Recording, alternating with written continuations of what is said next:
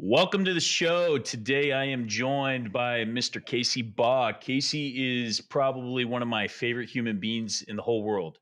He has an incredible story and probably just even more incredible as a person, just the way that he gives back. Casey has an immense background as a founder. He's founded three different companies.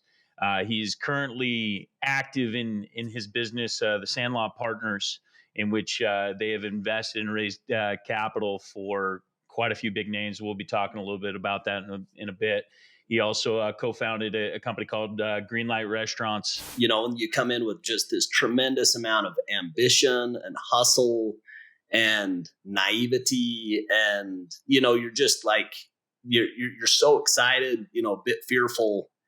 And I think about my journey, and I'm like, I watched a Steve Jobs, commencement speech at Stanford.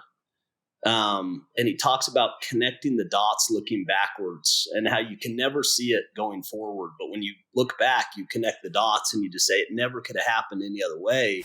So I think that's awesome because when I think about you, Case, I always think about somebody that's like continuously learning, really defines education in a different route, not your traditional sense, but in the traditional sense, you're teaching school at BYU, which is pretty awesome, and you go and you attend all kinds of Harvard Business School continuous education programs. I know we're a part of a OPM program. I know you've done like a handful of other different types of programs. So it's pretty awesome when you think about like this guy drops out of college to go and knock doors, and then it comes full circle. He's now teaching business at a very prestigious school and going and attending one of the most prestigious schools in the world. So that's pretty freaking awesome.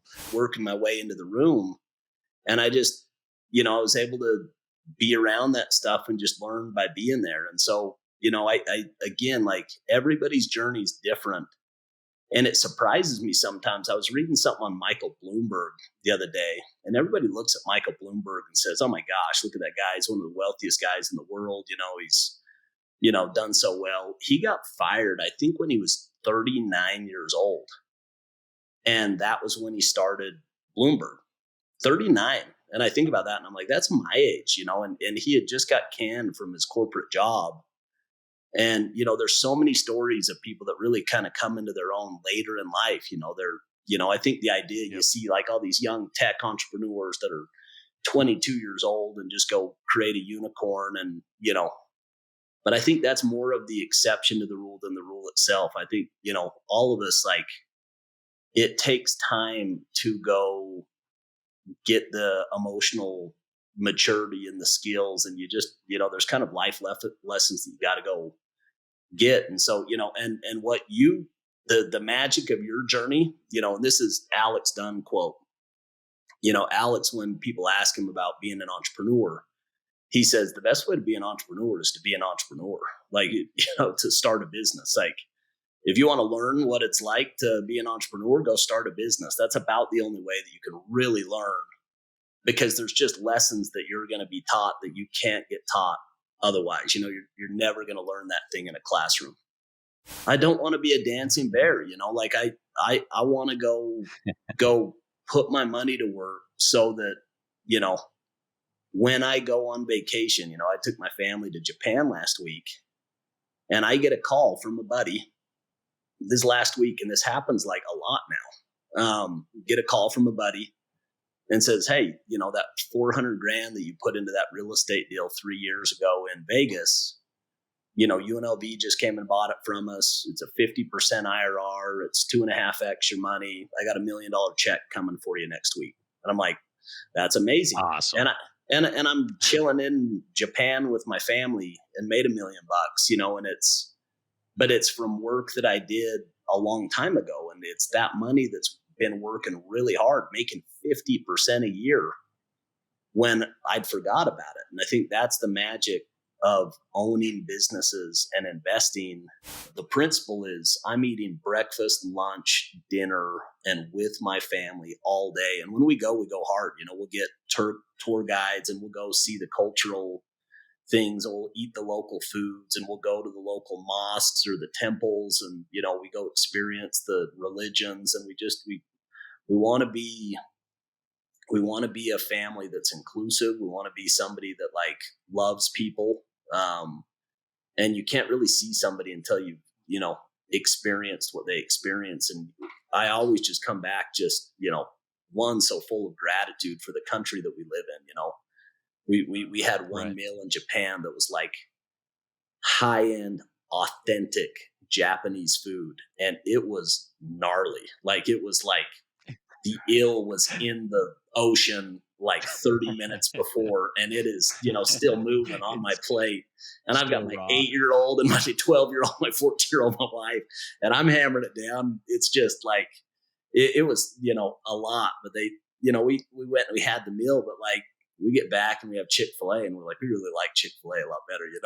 One of the things that I started doing is we take leadership in our family. I'm one of 7 kids. My wife's one of 4 kids, but we try to take leadership to go create family reunions. We try, and so we'll, long in advance, we'll, suggest a place we're going. So you guys are We fit the bill, so we actually like right. allocate, money to, so that, some people in the family that are at a different stage in life, that they can still come experience it. We try to create environments where our kids can be around their grandparents and their cousins, and so all this stuff, it's like it doesn't happen by accident. And it's the same with success in business. It's the same with success financially. It's like you have to be deliberate.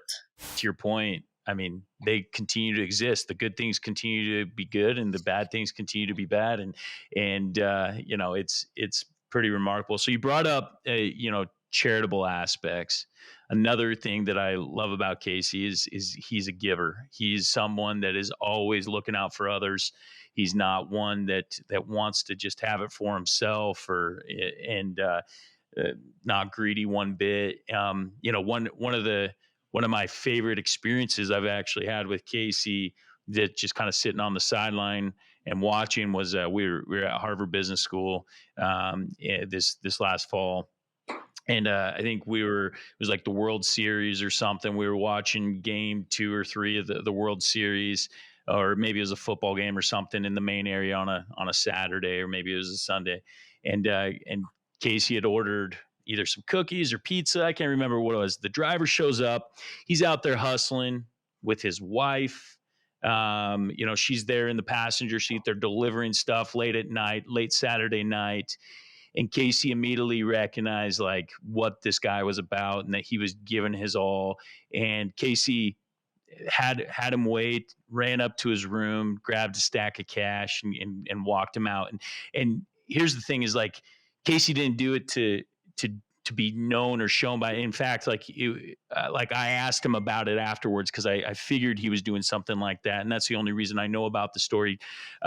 So I mean, that's one thing I've always respected about you, just your desire to do good and give back and whatnot. My philosophy on life is that the secret to living is giving, that we're happy or we're fulfilled. Like my definition of spirituality or being close to God is when I'm growing personally, when I'm progressing, and when I'm serving. That's when I'm the happiest.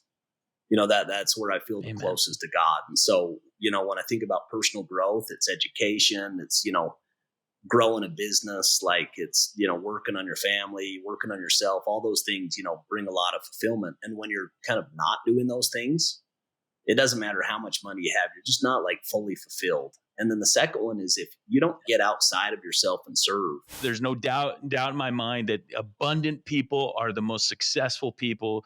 It's that scarcity, and it's so sad to see so many people suffer from scarcity. They're just trying to hold on to that little thing that they have, and Well, they and just and and never and open their and, eyes. and all of us do, to an extent.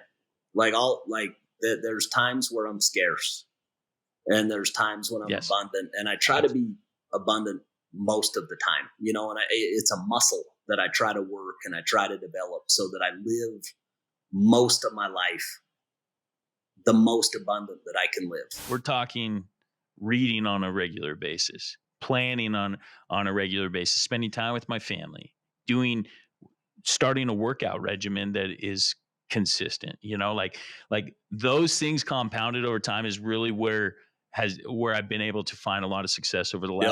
last 10 years. And it was much of what you had shared with me, even though up until that point, like to your point, I had I had worked hard but I was hitting my head against, and a lot of it was from a competitive aspect, right? Like I was trying to compare myself against others. And whenever I did that, I fell short. And it wasn't until that the same time when you shared these things with me, and like there was a big aha moments in my life, it was when I realized that this competition is only Chris Lee versus Chris Lee. As long as I am better every single day, then I'm ultimately going to get to where I was at. And like that's what brought me joy. And I read How Will You Measure Your Life, and like all these different things, and really started to understand that there's motivational factors outside of money. There's factors outside of competition.